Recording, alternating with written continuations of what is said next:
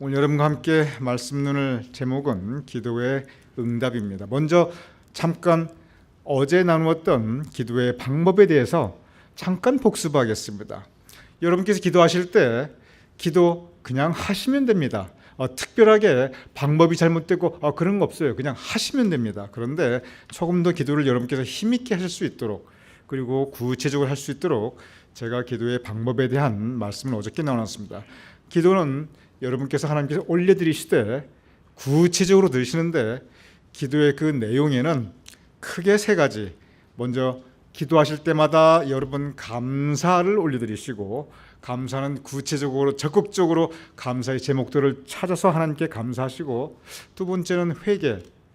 우리가 그릇이 깨끗해야 주님께서 좋은 것으로 채워주시기 때문에 우리의 그릇을 깨끗하게 하는 회개 기도를 올려드리시고, 그리고 간구, 여러분의 소망, 그것이 무엇이든지 간에 여러분의 소망을 간절하게 하나님께 올려드리는 그 기도의 내용에 대해서 말씀드렸습니다. 그리고 우리가 간과하기 쉬운 것, 기도가 하나님과의 대화인데 우리의 말씀을 올려드렸으면 그 다음엔 하나님의 음성을 듣는 묵상의 시간, 묵상도 사실은 기도 가운데 포함이 됩니다.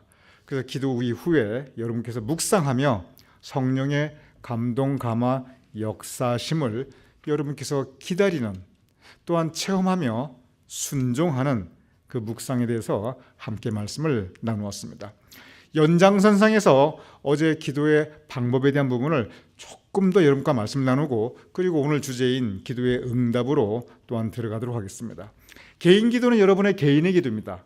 어떻게 쓰든 상관없어요. 그냥 여러분께서 아무 때나 하셔도 되고요.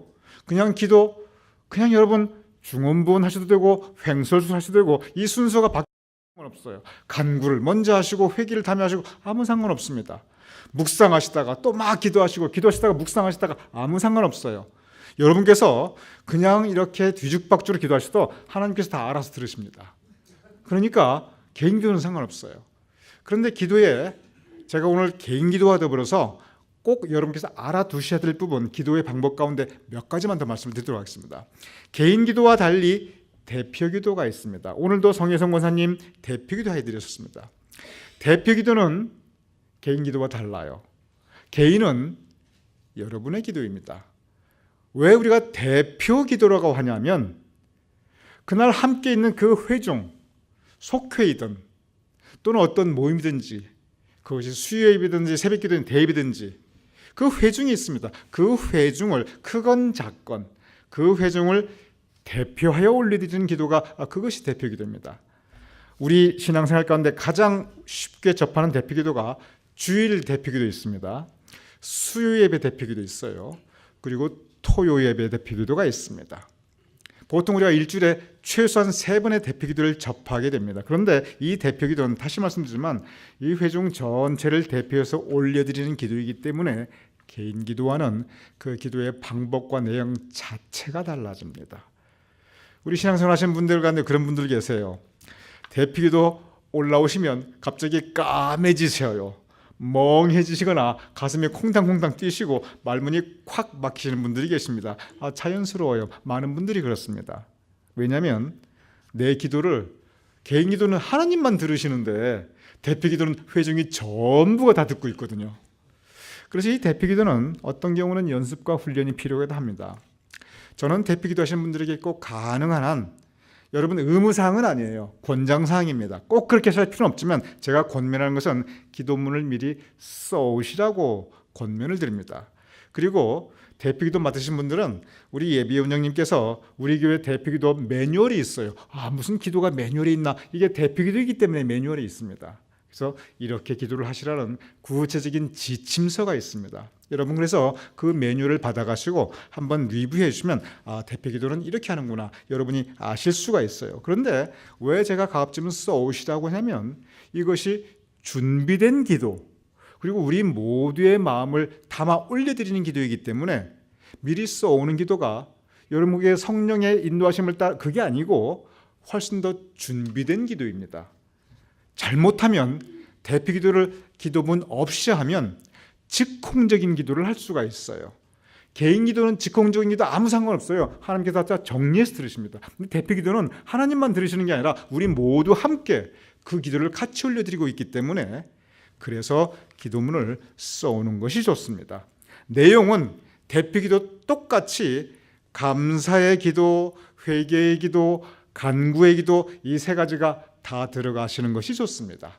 그래서 대표 기도는 역시 감사도 구체적으로, 회개도 구체적으로, 간구도 구체적으로 하는데 그 차이가 뭐냐면 대표 기도의 이 감사와 회개와 간구는 개인적인 것이 아니라 기도자 본인의 것이 절대 아니고 우리 전체의 것입니다. 명심하시기 바랍니다. 대표 기도는 언제나 대표, 회중을 대표하는 기도입니다. 그러면 감사도 그 개인의 감사가 아니라 우리 모두의 감사의 제목들, 회개도 그렇고 간구도 그렇습니다. 그래서 대표 기도에는 세 가지를 여러분이 명심하셔야 되는데, 첫째는 뭐냐면 대표 기도에는 어떠한 경우든지 개인의 생각, 개인의 주관이 담기면 안 됩니다. 개인 생각, 개인 주관, 내가 이렇게 했으면 좋겠다, 내 기도 제목이 이게 제일 강하다, 회중의 것이라 해야 됩니다. 그래서 개인의 생각이 아닌 회중의 마음, 회중이 공감할 수 있는 기도를 올려드려야 됩니다. 그래서 개인의 생각이 금해야 된다는 것. 두 번째는 뭐냐면 제가 방금 공감이란 단어를 사용했는데 모두 우리가 기도를 같이 올려드리는데 대표기도 인도자는 앞에서 기도를 올려드리고 우리는 그 기도를 드리면서 함께 그 마음을 합하여 같이 올려드립니다. 그래서 개인의 기도 아니기 때문에 회중 전체가 공감할 수 있는 보편적인 기도를 드려야 됩니다. 그리고 세 번째는 회중이 함께 그 기도를 드리며 마음을 합하며 올려드리며 회중도 은혜 받을 수 있어야 돼요. 그래서 회중이 은혜 받을 수 있는 그러한 기도가 아름다운 대표 기도입니다. 그래서 자기의 생각을 금하고 회중의 의견, 회중의 마음, 그리고 모두가 공감할 수 있는, 듣고 있는 교인들도 공감할 수 있는 기도, 그리고 모두 은혜 받을 수 있는 기도, 이 부분을 함께 여러분께서 유념해 주시면 좋겠습니다. 대표기도 말씀드렸습니다. 또 하나 여러분께서 유념해 주시고 많이 들으시기를 권장하는 것은 그것은 중보기도입니다. 중보기도라는 말씀 많이 들어보실 것 같습니다. 저도 이미 중보기도에 대해서 여러분께 구체적으로 이 성경 공부나 영성훈련 때 항상 이 기도에 대한 타이틀이 나오면 제가 여러분께 이 중보기도에 대해서 말씀을 드렸습니다. 근데 이번 주 타이틀 자체가 기도의 전반적인 방법이기 때문에, 또한 이 기도의 본질, 기도의 방법, 기도의 응답, 기도의 능력이기 때문에 중보기도 다시 한번 설명드리겠습니다. 아시는 분은 또 한 번 들어주셔도 괜찮습니다. 이 중자가 두 사람 사이에 아니면 두 파리 사이에 가운데 끼어 있다. 그래서 가운데 중 또는 버금 중이라고 합니다. 두 사람 가운데 끼어 있는, 두 사람 중간에 있다. 그 중자예요. 보자는 도울보자입니다. 무슨 뜻이냐면 두 사람 사이에 끼어가지고 양쪽을 도와주는 거, 그게 이 중보의 뜻입니다. 중매라는 뜻이 있습니다. 중매, 당사자 결혼 안 해요. 신랑 신부를 연결해 줍니다. 공인중개사, 본인이 집을 사고 팔잖아요. 중간을 연결시켜주고 도와줍니다. 중보기도가 그렇게 가운데 끼어서 기도하는 것인데 무슨 뜻이냐면 당사자가 아니면서 내가 그 기도의 당사자가 아니에요. 그런데 A라는 사람, 구체적인 사람, 또는 A라는 공동체, 그리고 하나님과 나 아닌 다른 개인이나 공동체 그 중간에 내가 끼어서 그 개인이나 공동체를 위한 기도를 내가 대신 중간에서 도우면서 하나님께 올려드리는 겁니다. 구체적으로 예를 들면 아프신 분이 계세요. 내가 아프지 않아요 지금. 하나님, 그분을 치유시켜 주시옵소서. 내가 그 아프신 분과 하나님 중간에 끼어 있는 거예요. 내가 중개사가 된 거예요. 그런데 도울 보자, 중보로 기도하는 겁니다. 그게 중보기도입니다. 교회를 위한 기도, 국가를 위한 기도, 민족을 위한 기도, 공동체를 위한 기도, 속회를 위한 기도, 우리가 알게 모르게 중보기도 많이 합니다. 왜냐하면 중보기도는 성경에서 우리에게 명령하셨어요. 중보기도에 대한 가르침과 명령이 성경 곳곳에서 있습니다. 그리고 중보기도의 능력과 응답에 대해서도 성경에서 곳곳에서 말씀하고 있습니다. 그래서 여러분, 개인 기도라는 개념은 나와 하나님과의 1대1의 관계이고, 중보기도는 나 아닌 다른 분 또는 다른 공동체를 위한 기도이기 때문에 이것은 우리가 해야 할 의무가 있습니다. 그래서 여러분, 이 중보기도에 대한 거 꼭 기억하시고, 기도 가운데 나에 대한 기도, 나에 대한 간구도 하시지만 다른 분을 위한 기도, 저 같은 경우는 목사이기 때문에 개인 기도보다 중보 기도를 훨씬 많이 하게 됩니다. 여러분 꼭 개인 기도보다 중보 기도를 훨씬 많이 하실 필요는 없어요. 하지만 중보 기도는 꼭 기억해 주시고 많이 올려두시기 바랍니다. 또 한 가지 여러분께 말씀드리고 싶은 것은 서원 기도라는 것이 있습니다. 이 부분은 여러분께 좀 말씀을 드리고자 합니다. 서원의 기도는 뭐냐면 이 서자가 맹세할 서예요. 맹세한다. 원자는 원할 원자, 즉 무슨 뜻이냐면 서원 기도가 내가 맹세하면서 내가 원하는 것을 하나님께 기도한다. 그게 서원 기도입니다. 일반 기도와 서원 기도는 다릅니다. 왜 다르냐면 일반 기도는 그냥 여러분 어떤 때 일반 기도를 합니까? 아무 때나 하시면 돼요. 아침에 하셔도 되고 길 가면서 하셔도 되고 밤에 하셔도 되고, 그리고 일반 기도 여러 가지 합니다. 감사하셔도 되고 찬양하셔도 되고 회개하셔도 되고 간구하셔도 됩니다. 간구도 여러분 소망과 하나님께 바라는 게 한 가지만 있습니까? 이것저것 막 간구하고 그냥 섞어서 막 하셔도 관계없어요. 여러분 제가 말씀드립니다. 개인 기도할 때는요, 여러분께서 섞어서 막 뒤죽박죽으로 기도하셔도 하나님께서 다 알아서 정리하면서 들으시기 때문에 상관없어요. 그런데 서원 기도는 달라요. 서원 기도는 우선 한 가지만 놓고 기도하는 겁니다. 서원 기도를 놓고 뒤죽박죽 그렇게 하던가, 그 서원 기도 아니에요. 서원 기도는 딱 한 가지만 놓고 주님 이것 나에게 이루어 주시옵소서. 그런데 거기서 끝나는 게 아니라 이것 이루어 주시면 내가 이것을 하겠나이다 하고 맹세하는 겁니다. 이 서자가 맹세할 수 있는데 내가 이것을 하겠나이다 하는 나의 맹세가 들어가는 게 그게 서원 기도입니다. 서원 기도를 어떤 경우에 하냐면 이 서원 기도는 그냥 일반적으로 하는 게 절대 아니고 서원 기도 할 때가 있어요. 서원 기도는 인생의 심각한 위기에 닥쳐 있을 때 그때 하는 겁니다. 그냥 내가 바라시고 내가 이거 하나님께 주시면, 여러분 있으면 너무 감사하고 없어도 인생 사는데 별로 지장 없는 거, 그게 서원 기도의 제목은 절대 아닙니다. 서원 기도는 인생의 위기에서 벼랑 끝에서 하나님 나 이거 죽기 직전입니다. 하나님 나 이거 없으면 절대 안 됩니다. 이거 없으면 내가 못 삽니다. 하나님 이거 안 이루어주시면 나 무너집니다. 우리 가정 무너집니다.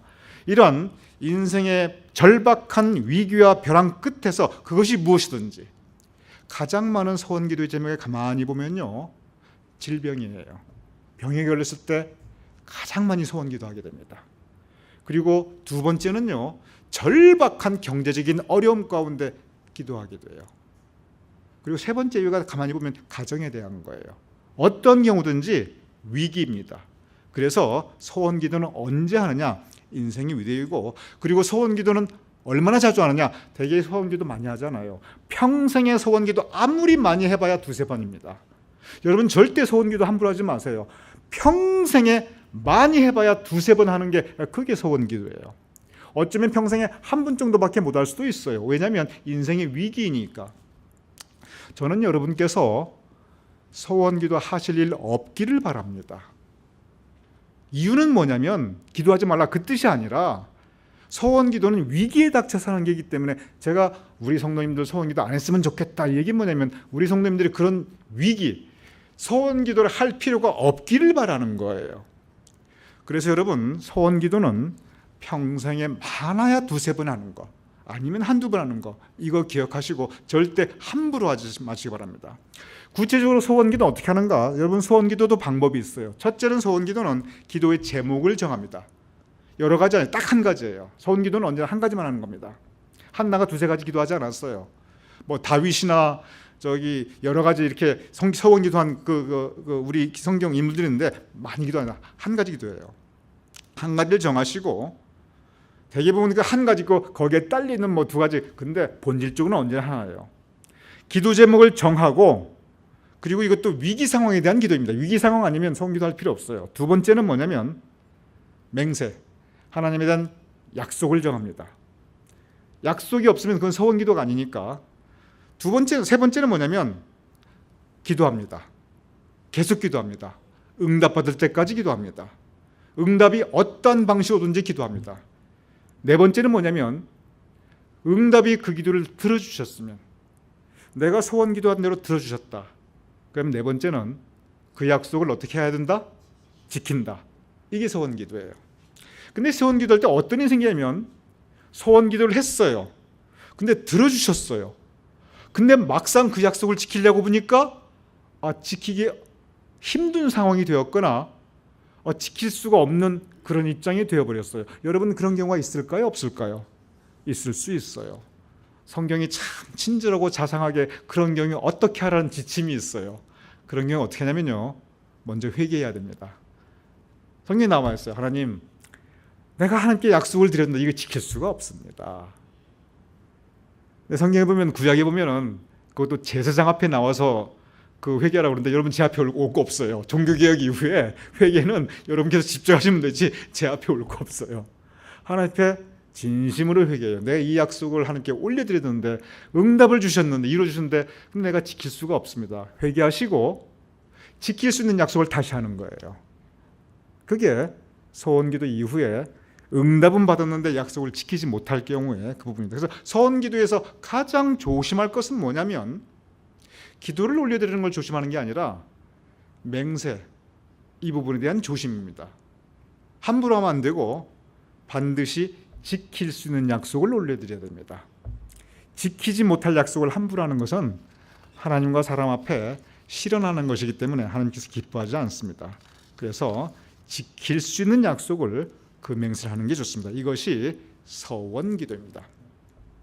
마지막으로 한 가지 더 여러분께 말씀드리고 싶은 것은 방언기도가 있습니다. 방언은 하나님께서 우리에게 허락해 준 좋은 선물입니다. 귀한 선물입니다. 방언기도의 좋은 점은 그 기도에 몰입할 수가 있습니다. 방언기도 해보신 분들 알아요. 그 기도에 몰입할 수가 있고, 방언기도 하시는 분들이 그냥 아무 생각 없이 하신 것 같죠? 그렇지 않아요. 내가 무슨 기도를 하고 있다 분명히 알고 있어요. 그 언어가 방언으로 나올 뿐이에요. 근데 방언기도에서 경계할 게 있습니다. 방언기도 무엇을 경계해야 하냐면 영적 교만해지기가 아주 쉬워요. 방언기도 하시는 분들이 가장 많이 빠지는 것이 영적인 교만입니다. 니들은 방언 못하지? 나는 할 줄 알아. 여러분, 방언이라는 게요, 하나님께 주신 선물이거든요. 선물은 받으면 좋은 거고, 그거 안 받았다고 내가 막 서러워하고 막 그래야 돼요? 그럴 필요 전혀 없어요. 강대상에서 제가 분명히 말씀드립니다. 방언기도 안 받으셔도요, 기도하는데 아무 지장 없고, 방언기도 안 받으셔도 천국 가는데 아무 지장 없습니다. 여러분이 만약에 하나님이시라면, 어떤 분은 방언으로 막 힘있게 기도해요. 어떤 분은 그냥 한국말로 막 힘있게 기도해요. 미국 사람은 영어로 기도해요. 여러분이 하나님이라면 그 언어를 구별하면서 영어가 더 나으니까 여기에 더 많이 보답하자. 한국말은 조금, 저거 아프리카 스와힐리어, 아이고 저건 미개한 언어니까 대충 답하자. 여러분 이러시겠어요? 그 마음 중심을 보시겠어요? 여러분이 만약에 하나님이라면 그 입술의 언어를 보시겠습니까? 그 마음 중심을 보시겠습니까? 어떻게 생각하세요? 여러분, 하나님의 생각이 많은 경우 여러분께서 내가 하나님이라면 하고 생각하시면 별로 그렇게 틀리지 않은 경우가 의외로 많이 있습니다. 물론 하나님의 뜻과 우리 생각이 다를 수가 있어요. 근데 적지 않은 경우, 같을 경우가 참 많아요. 마음 중심이 중요합니다. 그래서 여러분, 방언기도는 받을 수도 있고 안 받을 수 있는 그냥 선물이지, 받으면 좋고 안 받아도 아무 지장 없습니다. 그래서 방언기도를 사모하시는 분인데, 방언기도는 되게 사모하는 분들이 받아요. 사모하면 받을 수도 있고 주시면 받는 거고, 그리고 방언기도 아이고 하나님 주셔도 땡큐 노 땡큐 상관없어요. 언어가 중요한 게 아닙니다. 마음 중심이 중요합니다. 그 부분을 여러분 꼭 기억하시고, 방언기도 하시는 분들은 행여 내 방언기도 때문에 남들에게 폐가 되지 않도록 그 부분을 유념하셔야 됩니다. 왜냐하면 방언기도 혼자서 얼마든지 할 수 있어요. 모든 기도는 혼자서 골방에서 얼마든지 할 수 있습니다. 기도는 하나님과의 나와의 1:1의 기도이기 때문에 대피기도에서 방언기도하는 거 아주 잘못된 겁니다. 절대로 대피기도, 여러분 대피기도 방언기도 하시면 봤어요? 그렇게 안 해요. 그냥 기도회 모임에서는 할 수 있지만, 왜냐하면 대피기도는 대표기도이기 때문에 그렇습니다. 여러분, 이 부분까지 제가 기도의 방법에 대해서 조금 더 말씀드렸고, 오늘 기도의 응답, 좀 늦었지만 오늘 기도의 응답에 대해서 함께 말씀을 나누도록 하겠습니다. 이렇게 우리가 하나님께 기도 올려드립니다. 개인 기도하고 중보기도 하고 대피기도 하고 심지어 어떤 경우 서원기도도 해요. 여러분이 서원기도 드리지 않길 바라요. 근데 그런 경우 있을 수가 있어요. 근데 기도의 가장 큰 어려운 점이 뭐냐면, 여러분 기도 생활이 어려운 점은 기도를 하는 게 어려운 게 절대 아니에요. 기도 생활의 가장 큰 어려움과 신앙적인 어려움이 뭐냐면, 내가 이렇게 올려드리는 기도마다 다 하나님께서 다 응답해 주시면 얼마나 좋겠습니까? 응답해 주시되 내가 바라는 대로, 내가 간구한 대로 다 응답해 주시면 얼마나 신앙생활이 편하겠습니까? 10번을 기도했는데 10번을 다 응답받았다, 얼마나 좋겠습니까? 물론 다 응답해 주셔요. 근데 제가 지금 말씀드리는 응답은 내가 바라는 대로의 응답입니다. 내가 바라는 대로, 기도한 대로, 그 기도 그대로 하나님께서 그대로 10번이고 100번이고 다 응답해 주신다면 여러분 얼마나 좋을까요? 그런데 내가 이렇게 기도하는데, 내가 이렇게 하나님 향해서 외치는데, 위기 상황에서 울부짖는데 절대 하나님께서 응답해 주시지 않으세요. 내가 나쁜 것을 구한 것도 아니고 악한 것을 구한 것도 아니고 내 욕심을 위해 구한 것도 아니고, 이 기도만 들어주시면 하나님께도 영광이요, 나에게는 은혜요, 내가 이거 간증해서 전도할 수 있는데, 내가 이 기도 하나님이 들으시면, 아니 하나님도 좋으시고 나도 좋으시고 모두 좋으시고, 근데 안 들어주셔요. 아무리 구해도 이루어지지 않고, 아무리 두드려도 열리지 않고, 아무리 찾아도 찾아지지 않는 경우가 우리의 기도 생활에 있겠습니까? 없겠습니까? 여러분 어떻게 생각하세요? 많습니다. 있는 정도가 아니에요. 많아요. 우리가 기도에 대해서 응답을 이야기할 때 기도를 마치 복권이나 이 로또식으로 우리가 기도의 응답을 가르치거나 배우는 경우가 있어요. 성서적으로 말씀드립니다. 잘못된 거예요. 예를 들어 드릴게요. 얼마 전에 브루클에서 몇 억? 엄청난 복권이 당첨됐다고 그러더라고요. 간증을 해요. 내가 기도했더니 복권이 되었습니다. 여러분 우리 복권 삽시다. 그리고 우리 기도합시다. 철야기도 합시다. 우리 서원기도 합시다. 이 복권만 되면요 내가 11조도 바치고 착한 일도 하고. 여러분 하나님께서 그 기도 기뻐 들으실까요? 그리고 만약에 기도를 그런 식으로 한다면 여러분 그 기도가 과연 아름다운 기도일까요? 그런 기도 많이 있어요. 물론 내가 기도했더니, 특히 제가 책에서도 여러 번 봤어요. 목사님도 그런 기도 많이, 책에서도 여러 번 봤어요. 300만 원이 꼭 필요한데, 그래서 기도했는데, 아침에 여러분이 봉투가 놓여있는데 열어보니까 어쩜 이렇게 300만 원이 딱 있는가. 제가 그 비슷한 그 기도 그 책을 갖다 여러 번 봤는데, 여러분 그건 기도를 마치 로또식으로 생각하는 겁니다. 절대 성서적이지 않아요. 우리가 응답하는 대로, 우리 뜻대로 그대로 다 기도가 응답이 된다면은, 그러니까 우리 기도하자, 만약에 그렇게 기도가 가르쳐준다면, 그것이 기도의 응답이라면 우리 로또 사자 응답받는다. 여러분 로또가 당첨되는 사람이 있습니까? 없습니까? 있습니다. 적지 않아요. 그런데 당첨되는 사람이 많습니까? 당첨이 안 되는 사람이 많습니까? 수없이 안 되는 사람들이 많아요. 여러분 그게 기도의 응답이 아니에요. 신앙적으로 하나님의 침묵이라는 개념이 있어요. 제가 여러분께 이미 설교드렸어요. 우리의 기도에 하나님께서 침묵하실 때가 있어요. 심지어 고통 가운데 내가 죽어가고 있는데도 하나님께서 보고만 계실 뿐 침묵하시는 거예요. 예수님께 십자가 못 박혀 돌아가시는데 하나님께서 보고만 계시지 침묵하셨어요. 실제 그래서 돌아가셨어요. 예수님께서. 하나님께서 응답하지 않을 때가 분명히 있습니다. 이 부분을 우리가 유념해야 합니다. 모든 기도에 우리가 바라는 대로 다 응답해 주신다. 이것은 기도를 마치 로또식으로 생각하고 모든 로또는 다 맞는다 이렇게 가르치는 거고 똑같습니다. 그렇게 하면요, 그 기도 응답받아가지고 하나님께 영광 올려드리는 그런 사람보다는 그 기도 응답받지 못해가지고 다 신앙 버린 사람이 훨씬 많아집니다. 기도의 응답은 하나님께서 주시는 하나님의 영역입니다. 철저한 하나님의 의지예요. 우리는 기도할 뿐입니다.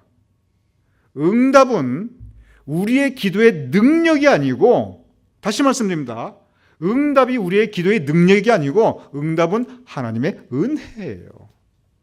하나님께서 우리에게 선물로, 은혜로 우리의 기도를 들어 선물로 응답해 주시는 거지, 내 기도가 능력이 있어. 여러분, 기도의 능력이 응답을 불러일으키는 것이 아니고 기도의 능력은 하나님의 마음을 움직이고, 그리고 내일 말씀드리겠지만, 그리고 이 현실을 살아가는 내가 힘을 가지는 거예요.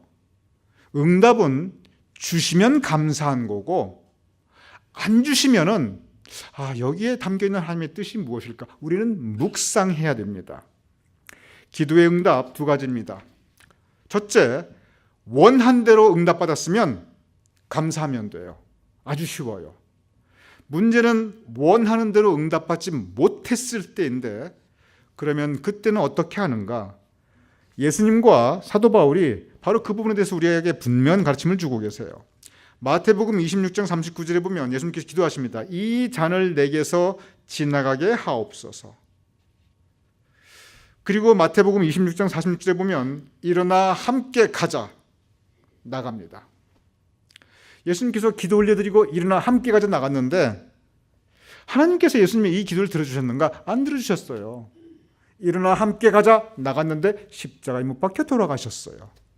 이 잔을 내게서 지나가게 하옵소서 기도했는데, 사도 바울이요, 성경을 보면 사도 바울이 기도해서 사도 바울이 바라는 대로 응답받은 것보다 응답 안 받은 게 더 많아요. 구체적으로 사도 바울이 내 몸에 가시가 없게 하옵소서, 근데 그 가시 끝까지 있었어요.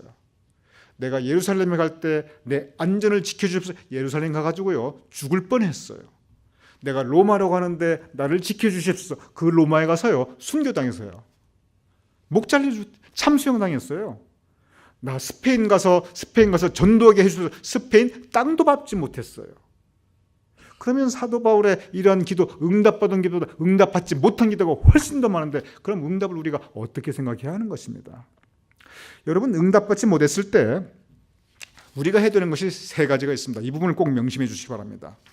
응답받지 못했을 때 어떻게 하느냐? 내가 원하는 그 시간대로 응답이 안 올 때, 응답을 못 받았다 할지라도 응답을 받건 못 받건 우리는 여전히 기도해야 합니다. 응답이 안 와도, 응답이 다르게 와도, 여러분, 이제 이것이 하나님의 응답이다. 응답은 다양하게 와요. 응답이 끝났다 할지만 그 전까지는 우리는 여전히 기도해야 돼요. 기도를 하실 때 믿음 가지고 기도해야 됩니다. 아니, 목사님 아까 말씀과 다르네요. 그렇습니다. 달라 보입니다. 다르지 않아요. 응답은 하나님의 영역이고 우리는 기도하기 때문에 응답을 못 받는다 할지라도, 그러면 응답이 없으니 기도 안 하겠습니다. 그렇지 않아요. 우리는 여전히 기도해야 됩니다. 왜냐하면 기도가 하나님을 감동시킬 수 있기 때문에 그래요. 기도가 하나님의 뜻을 바꿀 수 있기 때문에 그렇습니다. 성경에 기도에서 하나님의 뜻이 바뀌는 경우 여러 가지가 있어요. 그래서 응답을 못 받더라도 우리는 믿음 가지고 기도해야 됩니다. 두 번째는 뭐냐면, 응답이 오긴 왔는데 예수님처럼 완전히 안 들어주시는 것으로 왔어요. 이제 결정이 났어요. 안 들어주시는 것으로. 그럼 얼마나 고통스럽습니까? 기도까지 했는데 얼마나 허무해요. 그런데 그 고통 가운데, 그 혼란과 그 낙심 가운데 우리는 하나님을 다시 만날 수 있습니다. 바로 그때, 그럼에도 불구하고 하나님께 의지하는 믿음, 우리의 믿음을 이제는 보여드릴 때입니다. 하나님께 기대했으면 설령 응답이 안 왔어도 내가 하나님 여전히 붙잡고 있다는 그 하나님과의 의리를 지킬 때가 바로 그때예요. 여러분, 깡패들도 의리를 지킨다고 합니다. 하나님의 우리가 하나님께 의리를 지켜야죠. 응답을 해줄 때는 할렐루야 감사하고, 응답을 안 해주시면 아이고 하나님 이제 손 들고 떠납니다. 여러분, 응답이 오긴 왔는데 내가 바라진 대로 응답이 온 게 아니라 하나님의 뜻대로 응답이 왔다면 그때가 하나님을 다시 만날 때이고 그때가 하나님께 의리를 지킬 때입니다. 상한 갈대와 같이 꺼져가는 등불과 같이 그런 위기 가운데 기도할 때 있죠. 그런데 기도할 때 우리가 그 현실을 이기며 살아갈 수가 있어요. 세 번째는 뭐냐면은 기도의 응답이 오긴 왔는데 내 뜻대로가 아니라 하나님의 뜻대로 왔음을 우리는 순종해야 돼요. 예수님께서 그 죽음 하나님의 뜻에 순종하였습니다. 사도 바울 기도 응답받지 못했지만 하나님의 인도하심에 순종하였습니다. 그래서 결과적으로 이루어진 것은 뭐냐면 하나님의 뜻이 이루어졌어요.